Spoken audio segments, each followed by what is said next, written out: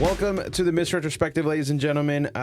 This is, as you guys know, the podcast where we take a modern look, or rather, look at classic matches through the modern lens. I am once again here with Mr. Chad Poutine, Mr. Captain Canada. What else? I forgot your other names.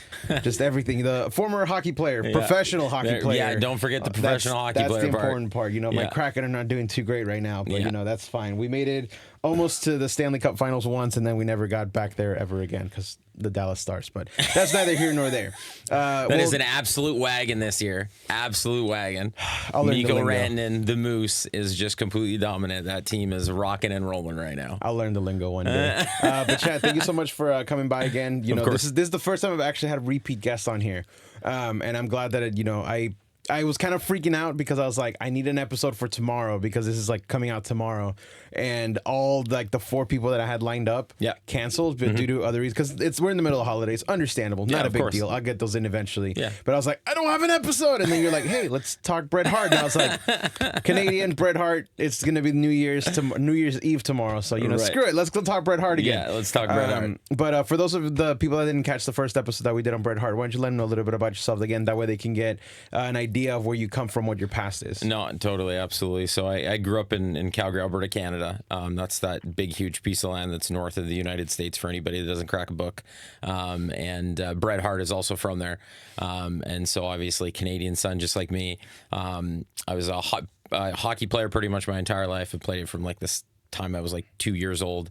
My dad was a professional hockey player. I grew up in Switzerland until I was 6 years old, and then we moved back to Canada, and I grew up there until I was 18, and then I traveled the world and played hockey, and played a couple of years in the States in college, and then played 3 years of professional hockey in Switzerland. And so after I retired, I just kind of was thinking, I'm still an athlete. I'm still really good at what I'm doing. What can I not waste my talent on and become even better at? And I was just like, you know what? Professional wrestling is the thing that professional athletes do after they're done being professional athletes. So it only made sense.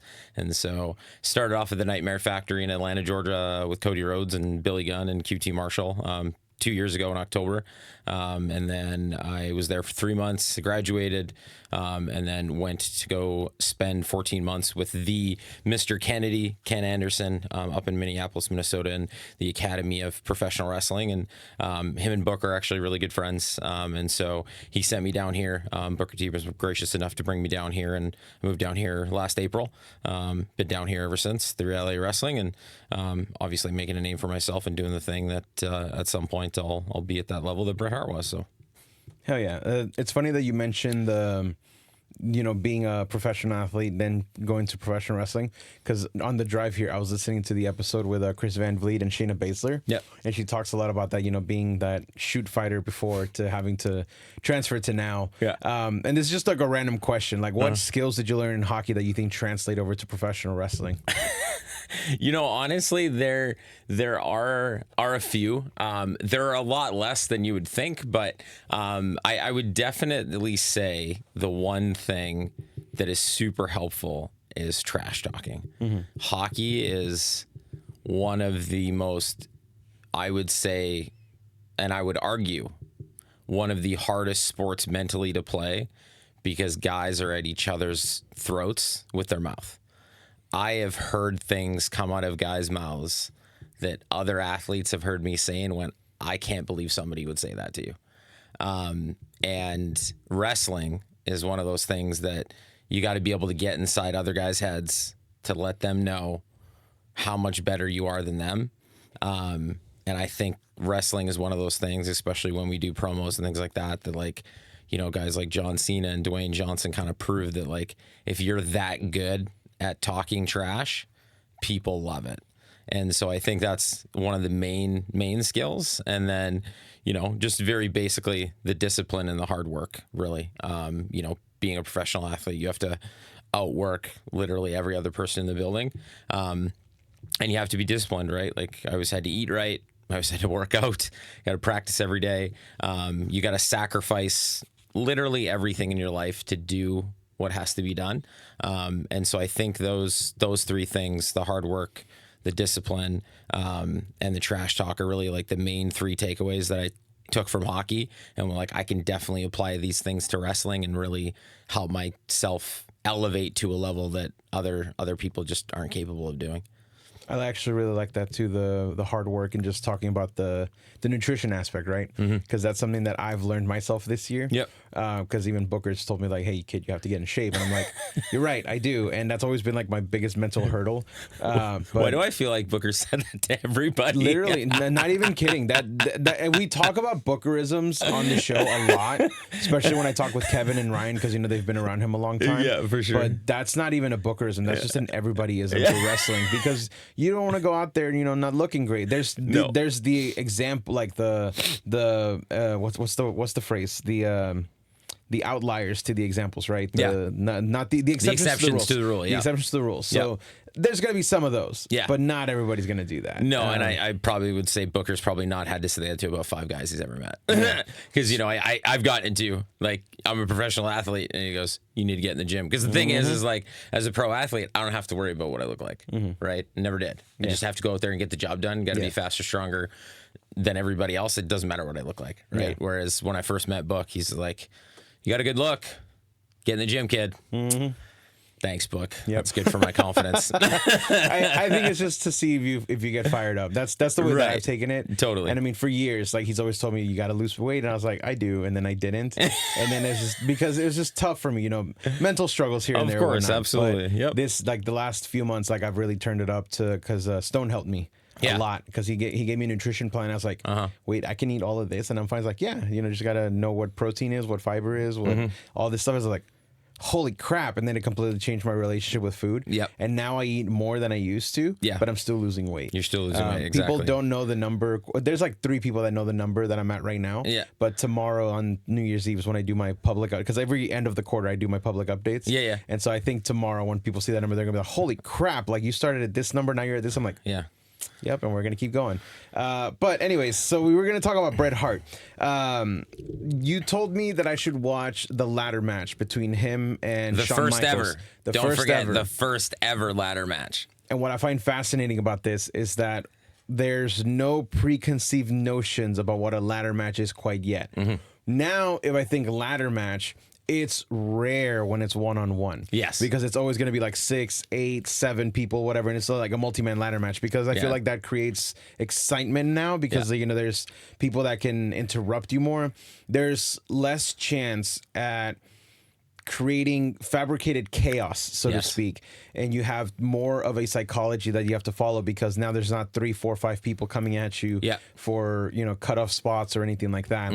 So talk me through what the process was to get to this match, because I mean, obviously, if you're introducing a ladder match, it's a big story. So how did this come to be? Yeah, so obviously, a ladder match happened in July 1992. I think the one thing that I love about the fact that it was the first ever ladder match, it wasn't even on TV. This wasn't on TV. Right. It wasn't on TV. It was on. Back in the day, WWE used to make these things called WWE home movies called Coliseum, and it would just be like different matches from all, what they would call the house shows that weren't on TV. Some of them were on TV and they'd still make it to the videos. But that's how they like produced a lot of their other income, was like, there would be shows that unless you were there, you didn't see it. Right. And so it was on a Coliseum home video, and they did a weekly show back then that was WWF Primetime and then WWF Superstars. And they were like 30 minutes long. I think one of them was on like a Saturday morning, and the other one was like on a Tuesday or Wednesday night, I think. And they would have the stories, but it was like the main storylines.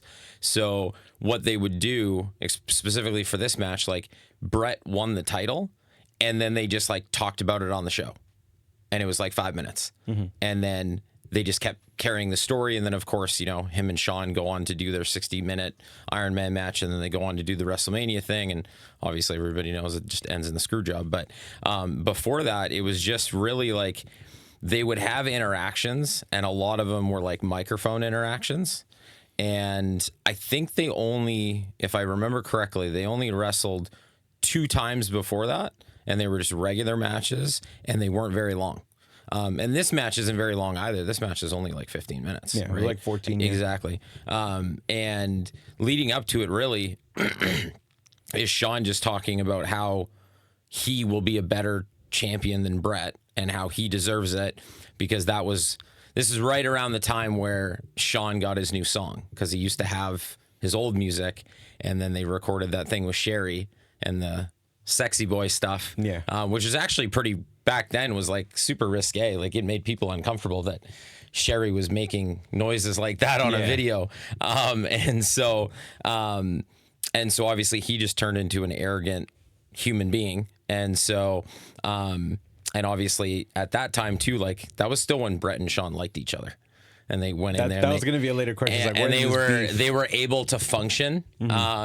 Obviously, in the later years, we know that they couldn't stand each other for obvious reasons, and Shawn has fully admitted that he was an actual a-hole. And so, but really that's kind of what leads up for the story, is just a lot of them talking trash to each other. They only wrestled a couple of times, but it just builds and builds and builds, because the thing is like, back then Bret was such the pinnacle of like what a babyface was supposed to be, and Shawn was like this young up and coming dude who was just telling everybody, hey, I'm better than everyone else, right? But he didn't have anything to show for it. So everybody's like, well, we don't like you because you keep saying you're better than everybody else, but you don't have any titles to show for it, right? And obviously Bret at that time, I think in those it was about a year and a half or so, he had just gotten out of a tag team, because he used to wrestle with Jim Neidhart all the time, and they had pulled him away from that, and then he went to a singles thing, and then he really started to elevate.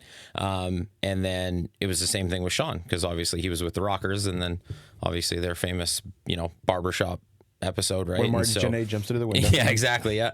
And so with that, like, they're both like fairly new in the singles, and I think not this match specifically, but past this match is really when they both, I think, find their stride, in the sense of like how they become to be two of the greatest of all time, right?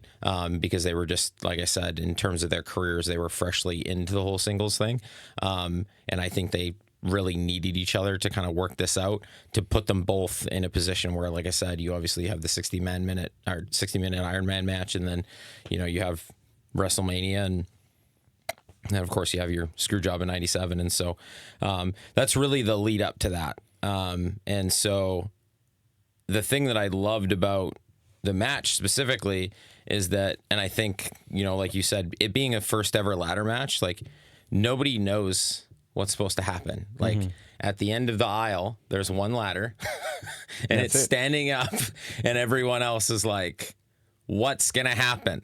Right.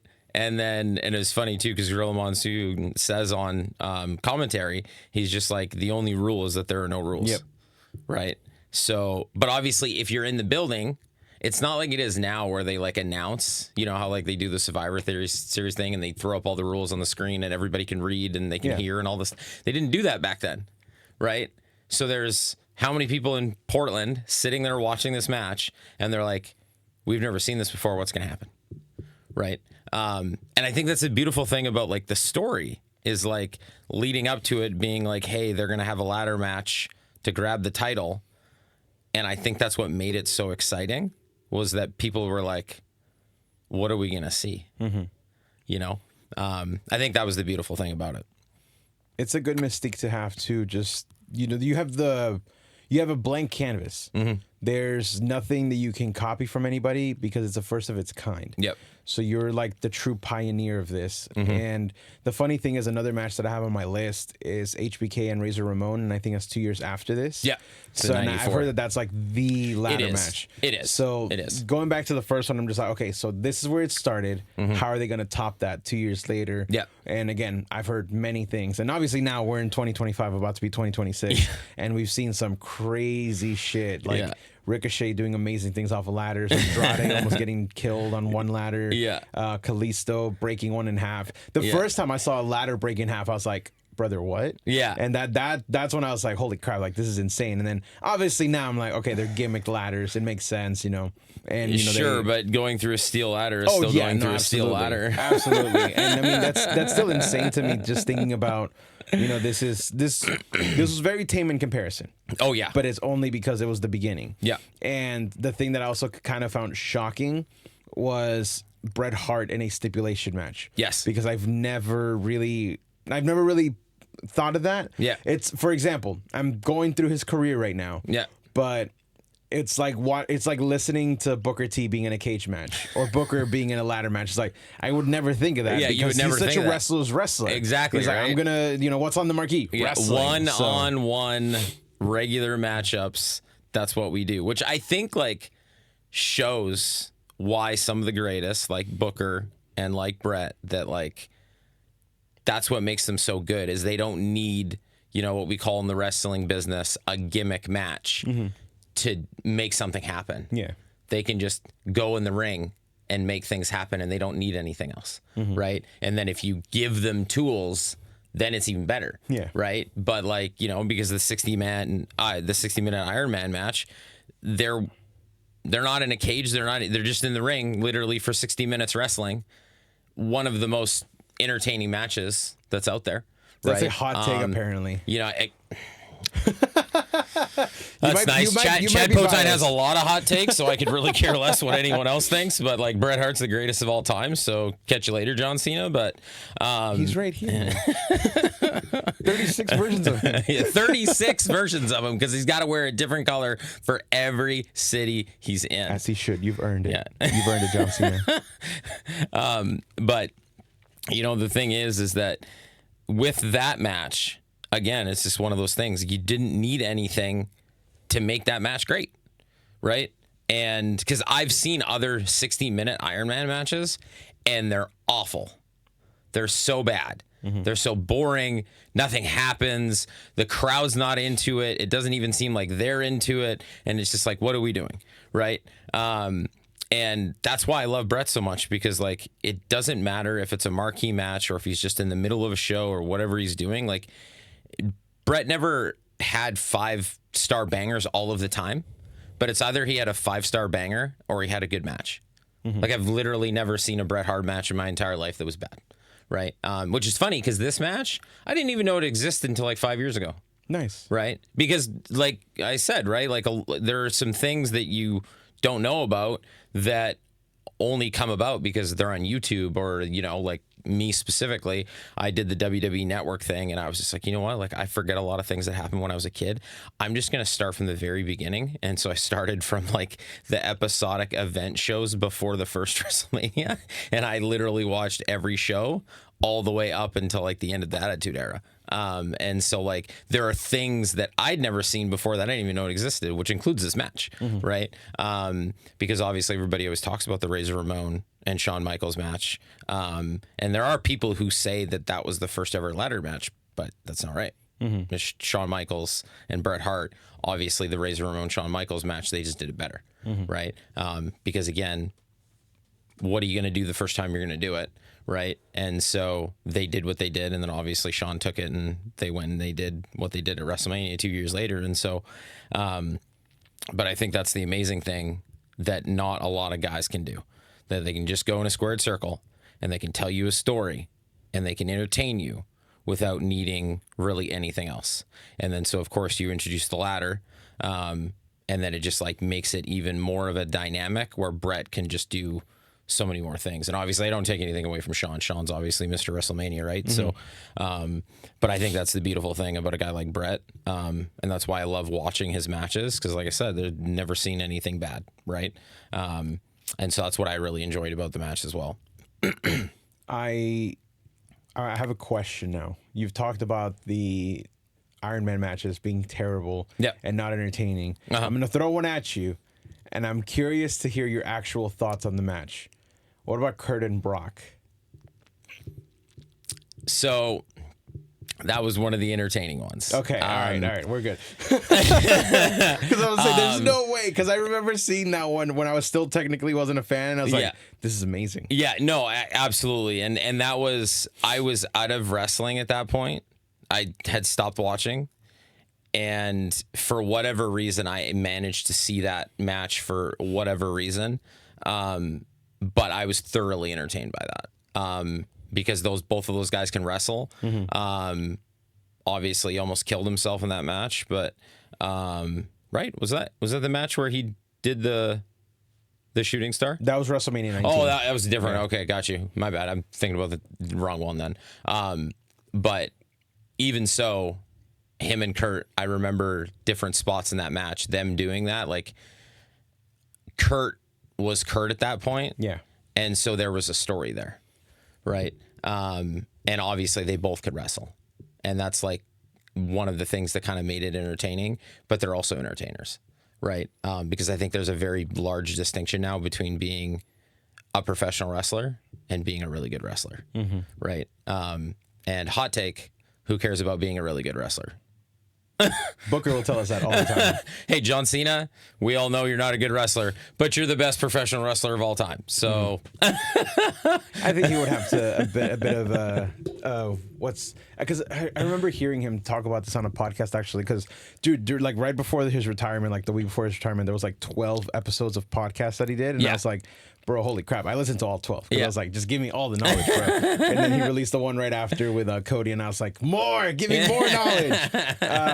But no, he talked about like, he knew that he wasn't the best wrestler. Yeah. And he took all those chants to heart, like, you can't wrestle. Like, he took that to heart. So that's when he started changing, not necessarily his mindset, but like who he learned from. Yeah. And then, he went to like, people like Sammy, people like Cesaro, people like Kevin and stuff. It's like, hey, what can I do? Like, what can you teach me? And then that's when he started, expanding his repertoire. That's when he started doing the springboard stunner. He started, doing just all the code red and stuff like that. I was like, holy crap, this stuff you normally wouldn't see. But it started changing that perception, right? Yep. But then, even then, again, Booker tells us this, you don't have to be the best wrestler to be the best professional wrestler. Yep. And he gives us examples of people currently in NXT, and I'm not going to say names because then people are going to take this, clip it, and they're going to be like, oh, Booker says they're trash. But even then, it's just for examples. Next thing new social media post out of context, Booker T says. Rather, one of his commentators. And Kirby's fired. Yeah, I don't want that. But no, like, he's told us, given us examples of like, people that are currently there that are like, hey, like, they're good. They're passable for wrestlers, which again, it's about entertainment, and that's ultimately what matters. So at least for our perspective, if you're in AEW, obviously you want to be a phenomenal professional wrestler. Which again, shouts out to Maya World for recently getting signed. That proves that that's her world. No pun intended. Right. That's the world that she fits best, and it's not. It's just two different styles, and it's really hard to just traverse that and still be that old school wrestler nowadays in WWE. Yeah, because you're going to stand out if you're somebody like Bret Hart.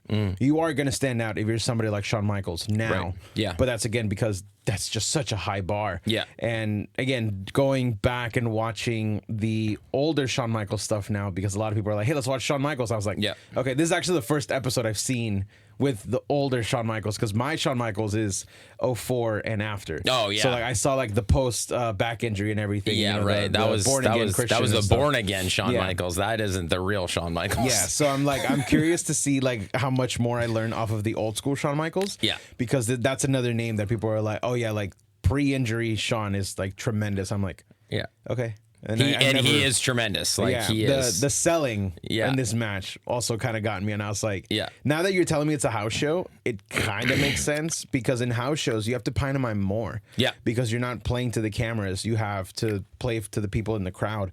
So like as soon as you told me that, I was like, okay, so that makes sense why he was not necessarily overselling, but just being a little bit more active in his selling, because there's like a spot where he goes into a ladder, I think, in a corner, and then he just like bounces off, and then he's like flops around. I was like, that looks like Ziggler that's like no, Ziggler looked like Michaels because Michaels did it first.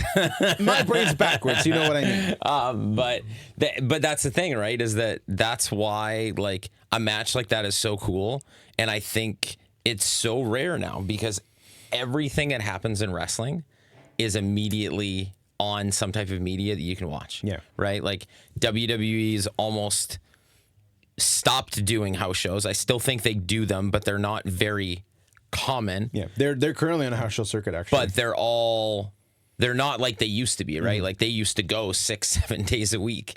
They don't do that anymore, right? And so, but you can still see all of that stuff on some type of consumable media, whereas back then in 92, like they kept some of this stuff in a vault and then they just pop it on a video and you just be like, why have I never heard or seen of this?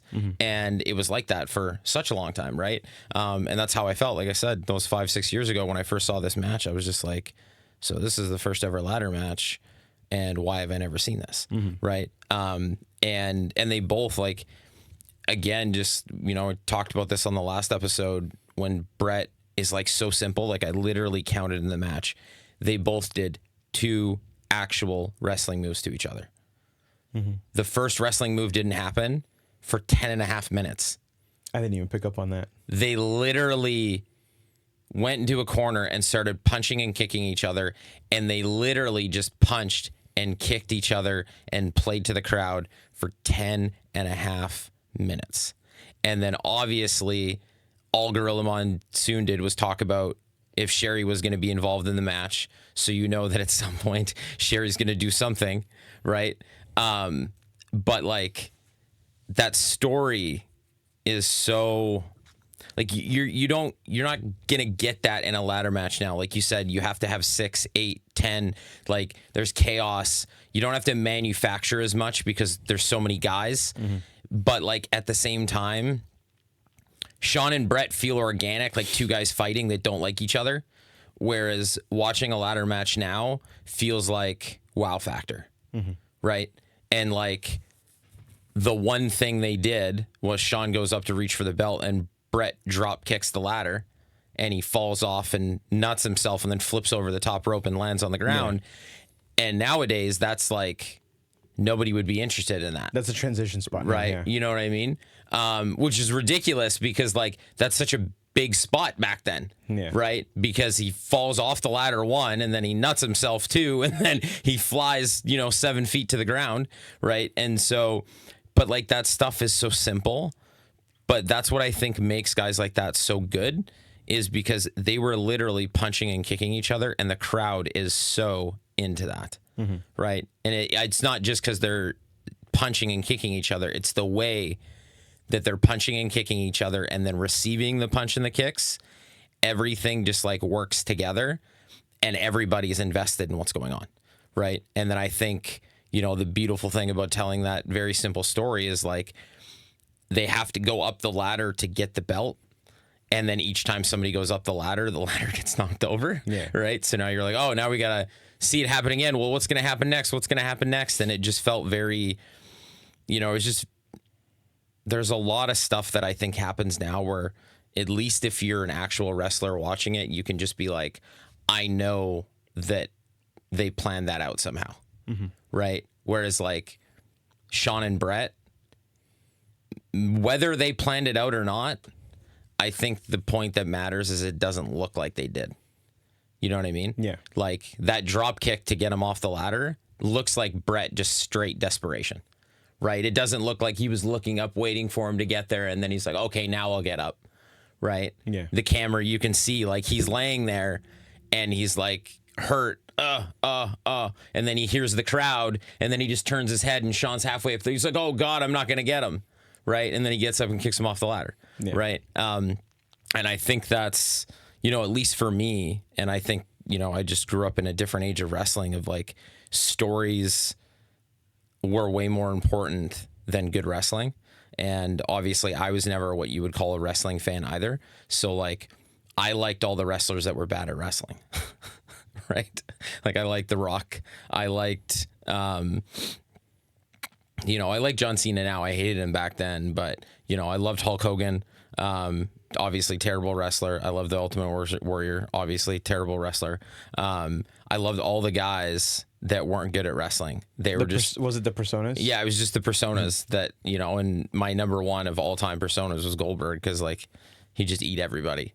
Right. Like it's honestly, like you're a Goldberg and Bret Hart fan. I used to, and it's funny that one guy technically ended the other guy's career, but when I was a kid, legit like Goldberg, when WCW would be on, I'd have to go to bed and my brother would come and get me the commercial before Goldberg was coming on. And I've never done cocaine, but watching Goldberg on TV feels like what I imagine being on cocaine was like. Like Goldberg, it would be 10:30 at night and I got to go to school the next day and I would be jacked out of my mind for 3 hours after watching Goldberg for 90 seconds. Right? Because it would be a little bit, spear, jackhammer, match over. Right? And then him coming through the curtain and like breathing smoke out of his face. Like, you know, it just, no, you'd never seen anything like that. And obviously everybody knows Goldberg couldn't wrestle. Right? Obviously back then they didn't, but now we all know how terrible he was. But it was just, again, it was like the story and like the personas that I enjoyed that much. So like the whole wrestling thing to me never really excited me. Right. And you bring up AEW and that's why like AEW doesn't really excite me. And like, no offense to any of them, like they're all amazing wrestlers, but like sometimes the stories get lost. And I enjoy the personas. Right. And I enjoy the stories. And that's why like, even though this match doesn't what you would call have a lot in it, it's enjoyable. And I think a lot of people say it's enjoyable because of the fact that like it's two guys telling a story that gets you invested. And it's not just two guys, it's these two guys. Yeah. Right? Yeah. Really quick about AEW, like I think my New Year's resolution is to watch more because I watched World's End and I really enjoyed it. Yeah. So I was like, I need to watch more of this, especially now that I'm like trying to just be better about wrestling in general. Sure. I mean, obviously watching old stuff, like I need to expand my scope. So right. I think it's funny you said that 2 years ago. My New Year's resolution was also that. And then I just couldn't do it after 6 months. That's fair.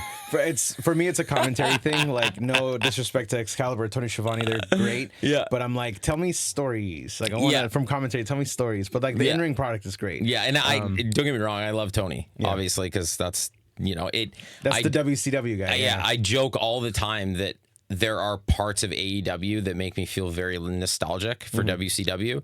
And then I watch the product and I go, yeah, this is AEW. Right. And that's good because that means that they have their own identity. Right. And it is. Right. And I'm not knocking it. It's just, it's never been for me. Right. It's funny that I'm a wrestler, but like I'm legit a casual wrestling fan. Like out of all the people that I've met through and through that are in wrestling, they're not casual wrestling fans. They're wrestling nerds. Yeah. About everything, and that's no offense, they're nerds and I'm just a casual wrestling fan, and what I find out is that nerds love specific things and casual wrestling fans are like, why should I care? Right. And I think that's why I am the wrestler that I am, is because I just think about, if I'm out there, why are you gonna care? Right. And even though Bret Hart, more so than Shawn Michaels, is arguably one of the best technical wrestlers of all time, because they always say you could wrestle with a broomstick and make the broomstick look good. Like, he still did a great job of not only being that technical wrestler, but he always did a great job of telling stories. Yeah. Right. And that's why I love it so much. I mean, that the stories are what gets you invested. Yeah. So I'm trying to remember a quote that I recently heard from somebody that was on the Chris Van Vliet podcast about Shawn Michaels giving them advice of something. And they remembered one sentence, and like that was the thing that they always went out there and did. I'm going to remember, and I'm probably going to tell you like randomly, like I'm just going to message you and be like, this was the quote. This was it. I'm going to hear it. But yeah, no, like I'm excited to explore more Shawn and Bret Hart because again, seeing Bret Hart in the ladder match, I was like, how is this going to work? Like I say, he's the wrestler's wrestler. So how the hell is this going to work? Right. And you know, I think for it being the first one, I think they did a fantastic job. Yeah. Because, again, there's no preconceived notions. It's like watching the first horror movie ever, which would probably be Nosferatu. Yes. It's like, okay, well, we know that it's this weird monster thing, but what is going to happen then? And that terrified people. Yes. And then, you know, The Exorcist, same thing. First actual possession movie that's ever come out. People are like, what is this? And now it's a whole genre. A whole genre, so, you know, it's the revolutionary aspect of it all. Yeah. And then, you know, you got to one-up it completely the next time, and then the next time, and the next time, because that's how WrestleMania also happened. The first one was, we're just going to do it in closed circuit. Yeah. Okay, the second one, what are we going to do for that one? We're going to do it from 3 locations. Yeah. And then after that, what do we do next? You know, they just got to keep one-upping it every single time. Exactly. To where now it's about to go overseas for the first time next year. So, you know, it's just going to continue changing and growing and everything. And the funny thing is, I think that's what people are afraid of. They're just afraid of change. And rightfully so. I'm not saying it's wrong to be afraid of change. But sometimes change is good. And I mean, that ended up with the ladder matches that we have now. You know, Money in the Bank is one of the biggest concepts that WWE has, which is funny because I read something online, which obviously the internet is always truthful and everything, that apparently Triple H doesn't like the Money in the Bank briefcase. I'm like, yeah, but he still puts on the matches because he's still going to tell stories. And this is the first year where they did both briefcases and now they're gone within like a month or two. Because the Seth Rollins one got cashed in. And I can't even remember who won the women's one this year. I already forgot. It was Tiffany. No, that was last year. Last year was Tiffany because she cashed in and had that long title reign.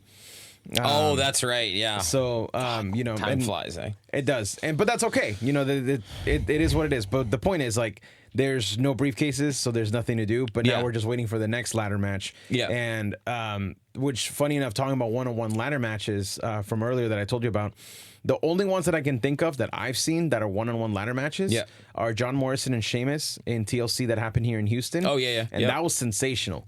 Because, no pun intended, because Sherry Martel was, you know, in this match. But in my brain, I was like, how are we going to have a one-on-one ladder match? Like, that's just, I don't know. I can't think of that. The Custody of Dominic ladder match, classic. But that's like back then. So, you know, classic. I think from then up until 2010, 2011 was when the John Morrison Sheamus one happened.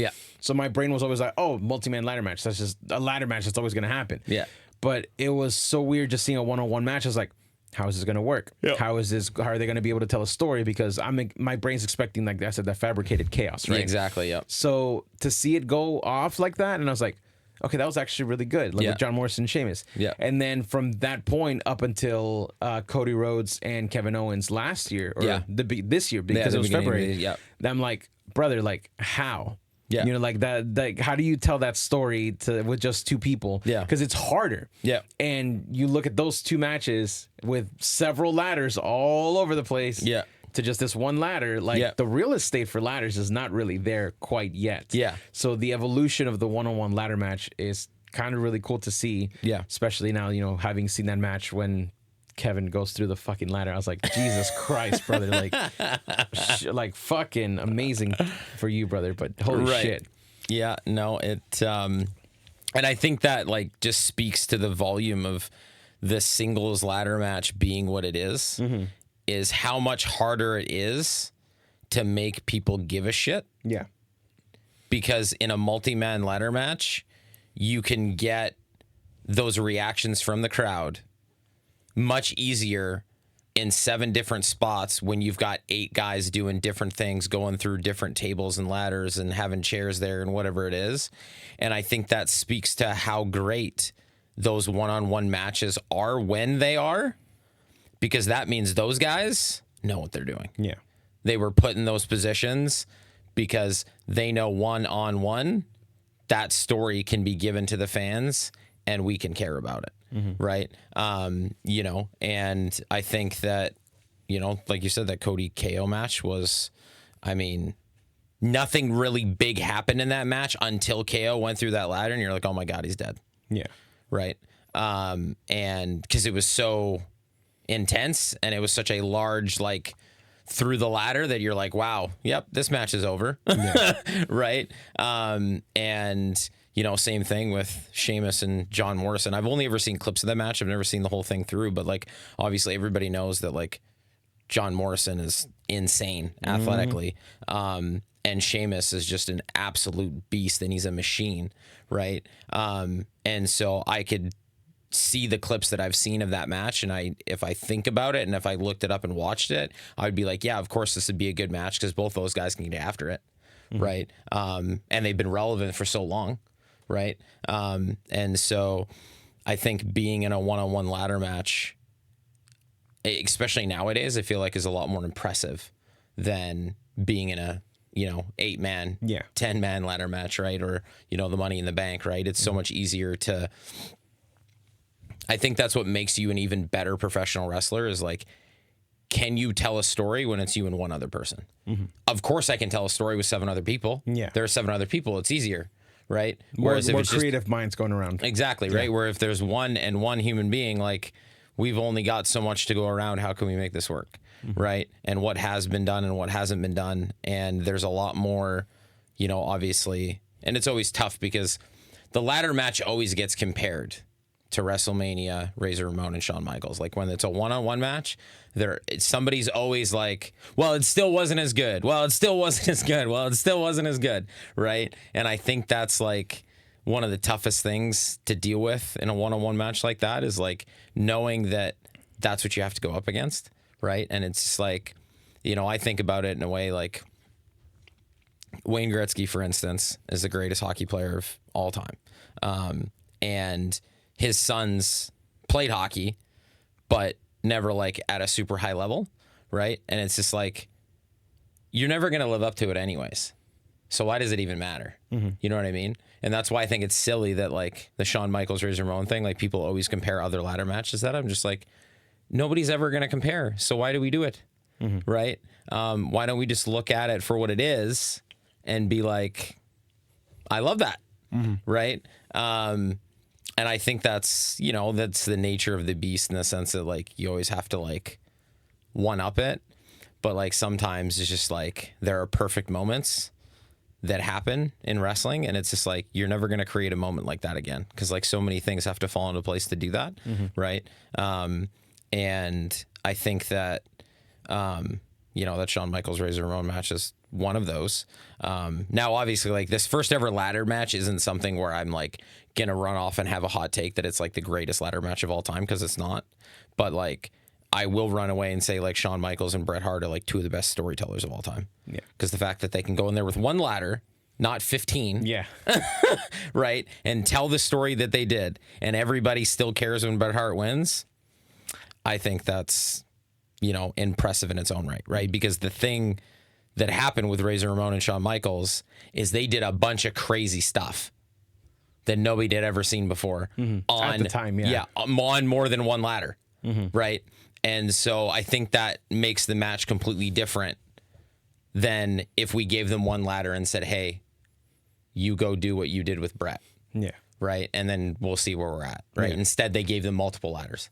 Right. And obviously it was a different story with 2 belts and all the things. But I think that that's what makes them. And that's why I love watching Bret. And again, I love watching Shawn too, because like it's very rare in wrestling where you get to watch wrestlers and you go, that match didn't suck. Right. Like everybody has a bad night. And I still don't know if I've ever seen a Bret Hart or a Shawn Michaels match. And I went, that sucks. Right. You know, I would say once a month I'll see something and I'll just be like, it was an off night, you know, which everybody's entitled to an off night. Like that's not a problem, right? You can't be perfect every night, but like Bret and Shawn, I feel like that level is just to a level that I'm not sure like we can aspire to get to, but I'm not sure that people can get there. Right. Because that level is, you know, there's the bar and then there's Shawn Michaels and Bret Hart. Yeah. You know what I mean? And few people get to that level. Yeah. Very, very few people. Yeah. And I think it's tough with the way that wrestling is now. I don't know if guys can achieve that level anymore. You know what I mean? I think Bret Hart is like once in an ever, like not once in a generation. I think Bret's just one of one. And I think Shawn is too. Because like the things that they've done and how they've done them, there is nobody in the system now or that was in the system since they showed up that has ever been where they're at in terms of like technical wrestling, storytelling, how much people love them or hate them, and in a not manufactured way. Yeah. You know what I mean? Because I feel like there's a lot of things in wrestling now that like we manufacture. Right. And back then you didn't have to manufacture as much, right? Like, because people still, you know, this podcast is something that like people know that wrestling isn't, you know, completely 100% real. Right. Yeah. And so back then, you know, it was, people still thought, you know, it was real. Right. I swear to God, I thought wrestling was real until I was like 12 years old. right? By the way, that was 2004. Hey, there you go.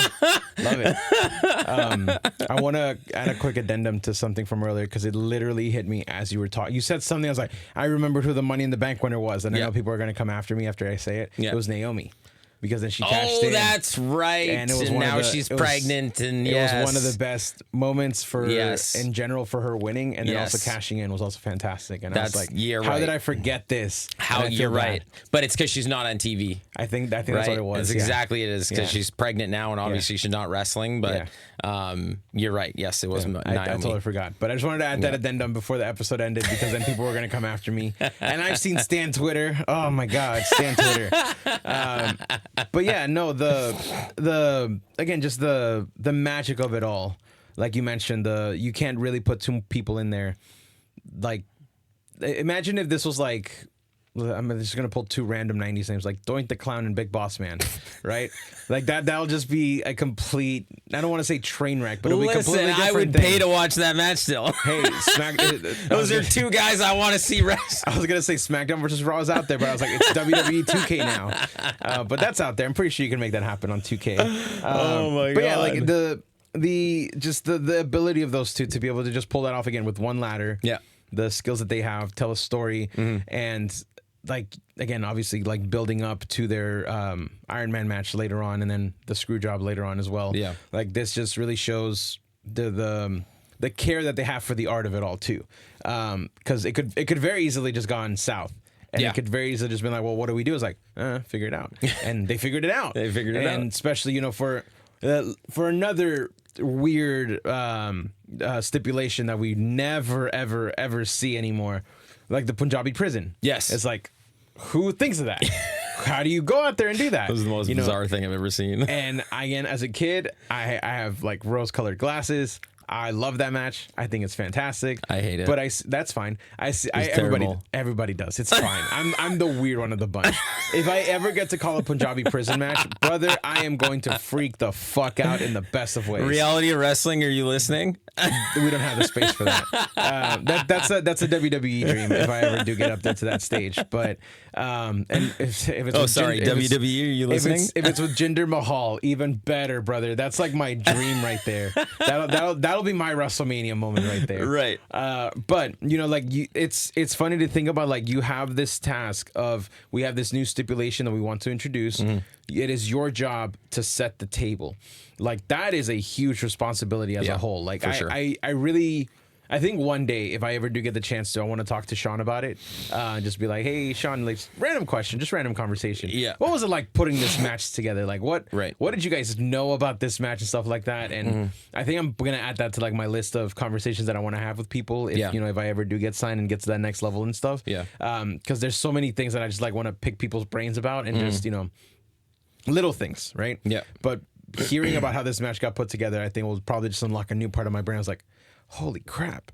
And, it makes me think, like, in the future, maybe I learned something from that conversation where if there's new stipulations introduced in the future, then, they could set the table for that. For example, for Raw, the Gold Rush Gauntlet, that's a brand new thing that we did last year for the first time. And then we did it again this year. Yeah. And now I'm just thinking of, like, how could it evolve, going forward? Yeah. Which at first you're thinking, okay, well, it's just a tag team gauntlet. But then the last team faces each other, and there's a lot of different stories that you can tell there, especially since it's randomly drawn. Yeah.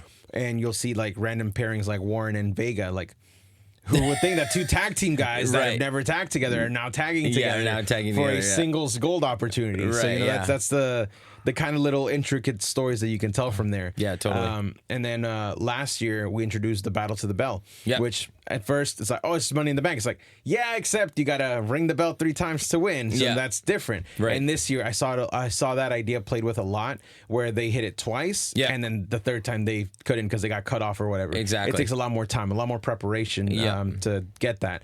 So, like, I guess I'm going to pose to you that question now, since you are a wrestler.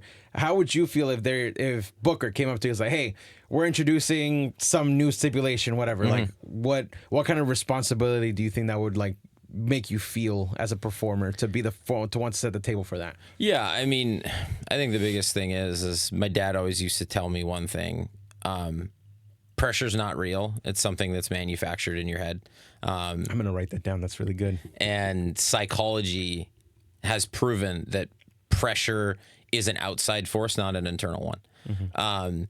And so people who talk about pressure, I believe, don't have what I would call the mental fortitude. And in hockey, we call those people, this is not politically correct, mental midgets. And if Booker said that to me, I wouldn't break a sweat. And I'd be like, what things haven't been done? And how can I make this work? And because I think storytelling is so important, I feel like that would play to my strength, because anything with a new stipulation, because obviously just about everything's been thought of at this point, if we think about something new, I honestly would just be excited for it. And I would welcome the opportunity, because as a professional hockey player, like, my job when I played hockey was to do one thing, and that was to win faceoffs. And in college, it was the same thing. And I would be put on the ice in some of the biggest moments of a game, biggest moments of my career. And it all comes down to that one thing.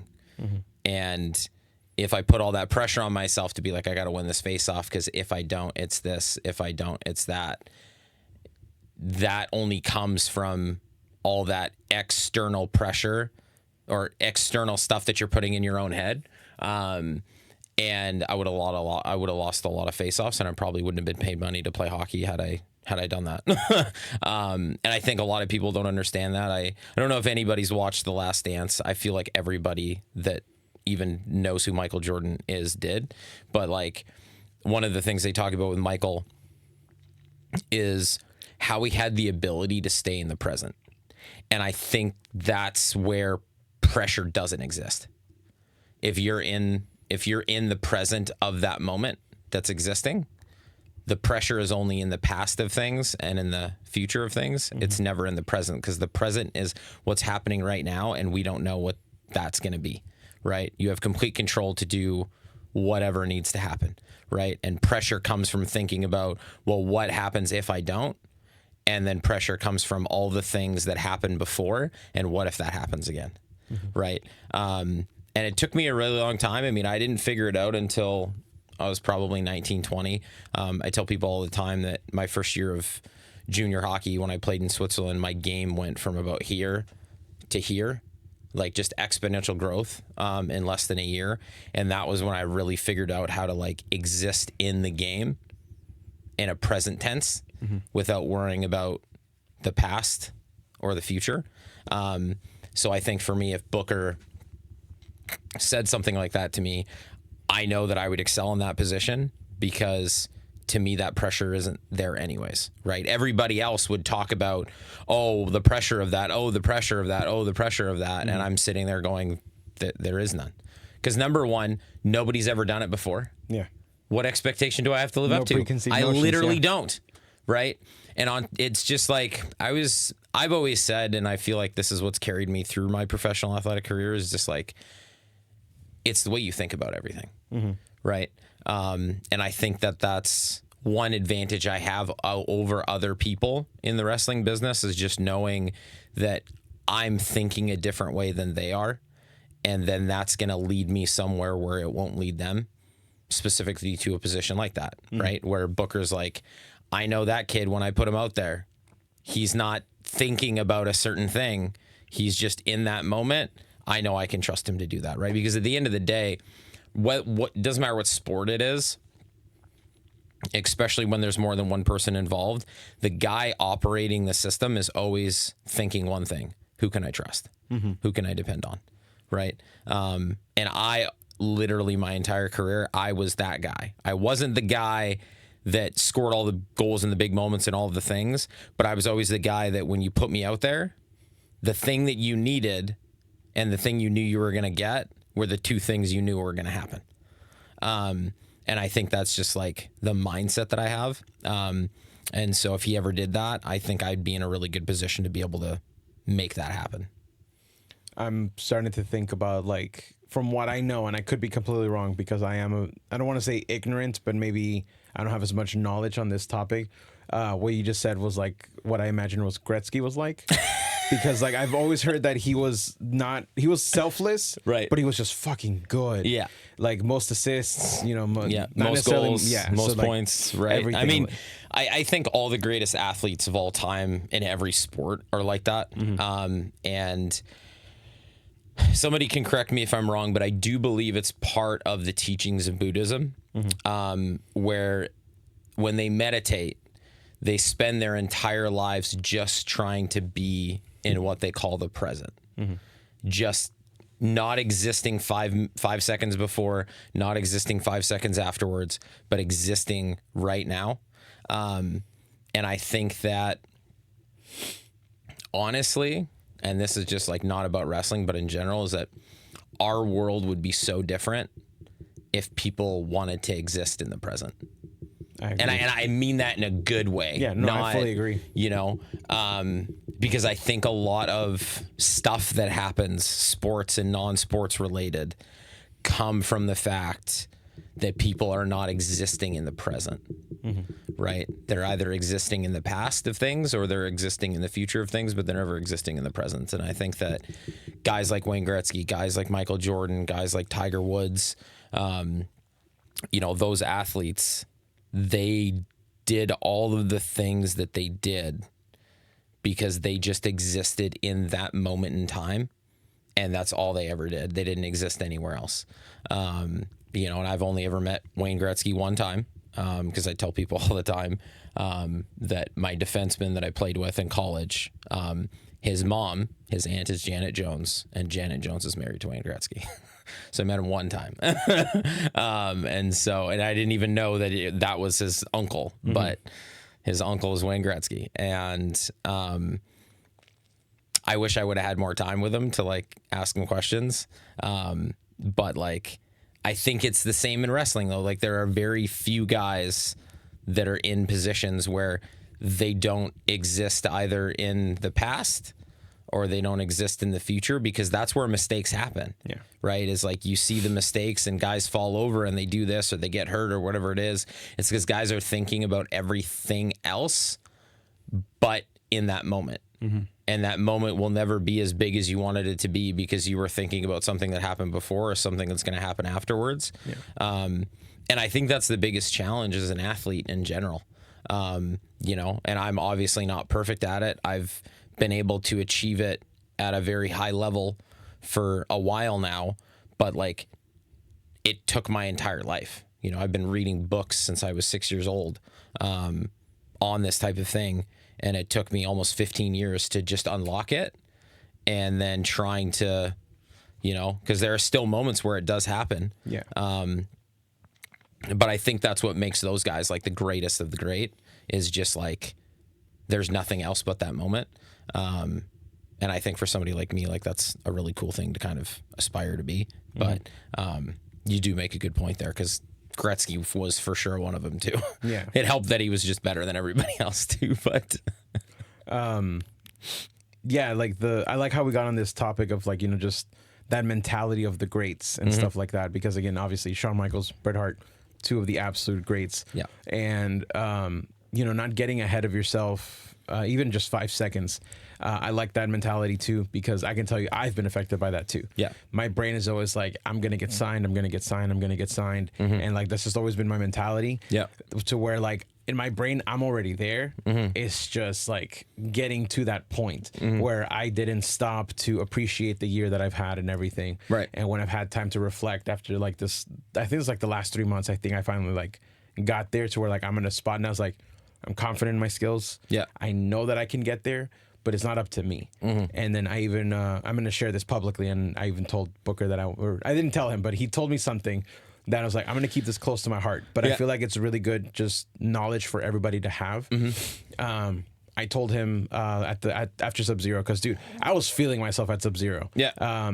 Because when the week of the show, Brad sent us our assignments, like, Kirby, you're going to be on this, Sammy, you're going to be on this, Carolina, you're going to be on this. Yep. And then it was me and Brad doing the whole show, and then we were going to have a third that was going to be rotating. Yep. So I was like, okay, so me and Brad are the leads.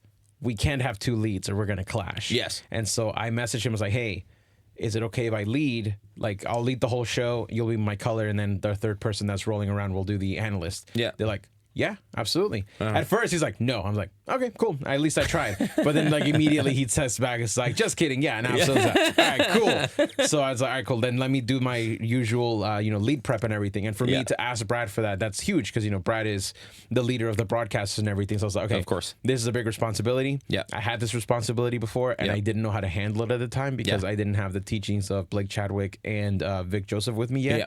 So I was like, man, like, this is going to be tough. Yeah. And, I did it completely different. Yep. And this time I was like, okay, I'm not going to throw this opportunity away. I'm going to do what I couldn't do back then. And then I did it. And then before the show, we were going to do the on-cams. And normally Brad is the host of that. Yep. But I asked us, like, hey, since I'm the lead, are you okay if I host these? Like, I'm the center. He's like, yeah, absolutely, go for it. I was like, holy crap, okay, so we're doing this. And I wasn't thinking about, like, anything in the future, not thinking about anything, WWE, and like, if I do get signed or whatever. I was like, this is my moment right now. This is it. This is what I got to focus on. Yeah. Knocked it out of the I feel like we knocked it out of the park. Yep. Sub-Zero went great. And then after the show, I go up to Booker and I was like, hey, just want to let you know, like, I know you told me, like, at the beginning of the year, work on myself, blah, blah, blah, whatever. The goal is still NXT. So, hopefully that happens, sometime. And then he cuts me off. He's like, no, the goal is to keep working on yourself. Yeah. The rest will come. Yeah. And I was like, holy fuck, dude. Like, that was like, my brain just like, yeah, you're fucking right, dude. Yeah. And I think like that kind of goes hand in hand with what you told me too. Like, just and live in the moment, dude. Like, there's nothing wrong with being here because I truly am privileged and honored to be a part of reality wrestling. Yeah. And to see all the people that come through the doors. And, whenever I do hopefully make it to the next level, being at that level, it's like, okay, now I got to be here. Yeah. Because everybody knows my ultimate end goal, I want to be the lead on SmackDown. Of course. That's where I want to be. That's the brand that I grew up on. Yeah. If I never get to call WrestleMania, that'd be cool. Whatever. I want to lead SmackDown. Like, that's I want that to be my table. It's like, this is it. Right. So, like I think like the way my brain interpreted what you said about, not living in the present or the future. Yeah. I could think about being on SmackDown. Yeah. I could think about being on NXT, but I got to think about now. Like, I love Glory. Yeah. I think we're better than Platinum. Yeah. And I literally told that to Russo whenever he was on the episode like 2 weeks ago. Right. But like it's amazing how just having that mentality can be what ultimately propels you to that next level. Yeah. And then you could have a career like Shawn Michaels. Exactly. You could have a career like Bret Hart and stuff like that. So, as a whole, I think 2026 is looking bright, not just, for myself, but for people like you once you, come back from injury and everything. And for everybody in general, because, dude, reality wrestling is heating up for next year and it's going to be insane. No, it is. Yeah. And I'll most likely win my first title in reality wrestling next year. So, no, it'll be real good. We just introduced a new title at Sub-Zero. Sensei, watch your back. Yeah. But yeah, dude, thank you so much for coming on here on the podcast. I really do appreciate your time. I know we kind of took tangents, but that's kind of what I love about this podcast. Like the tangents that we go off. That's what a podcast is about. Based on the starting topic, which, two greats. Obviously, we're going to talk about, what potentially gets you in that mentality and just setting the table for everybody else that comes after you when you get to be the chance to be the first. So before we do get out of here, is there anything else that you'd like to plug? Maybe something to look for in 2026? Yeah, no, I mean, obviously all my socials, The Real Poutine. It's spelled like poutine, but not the same thing. So don't forget that. It's on the shirt. You can read the shirt. Yeah, if the people watching can read. And obviously you can find me on X, Instagram, Facebook, all the things. Biggest thing happening is in March. I defend my title up at Midwest All-Star Wrestling up in Minneapolis. We got a big, huge wrestling show in front of 4,000 people. They do it in a mall. It was the first ever last year. First ever champ. Will continue to be the champ this upcoming year in March. And so whoever they're going to throw in the ring in that Royal Rumble with me, not going to matter. I'm going to take him down just like I did last year and keep that title for another year. And so that's the biggest thing coming into the new year. Obviously, I'm getting surgery at the start of the year here, and I'm going to heal up 4 to 6 weeks and then be ready to go for March. And, obviously I'll slide back into reality wrestling just like I'd never left. And like I said, I'll have another title in reality wrestling before the end of the year. So Hell yeah. Well, we got all the championship, all the opportunity for sure. But again, Chad, thank you so much for joining me on the podcast here. And I can't wait till we bring you back for a third time to talk more Bret Hart. We'll do the WrestleMania 26 match with Vince McMahon. There we go. Since you said there's no Bret Hart matches, I'm like, all right, buddy. But regardless, thank you so much for listening, guys. This has been the Miss Retrospective. And we will see you on the next one.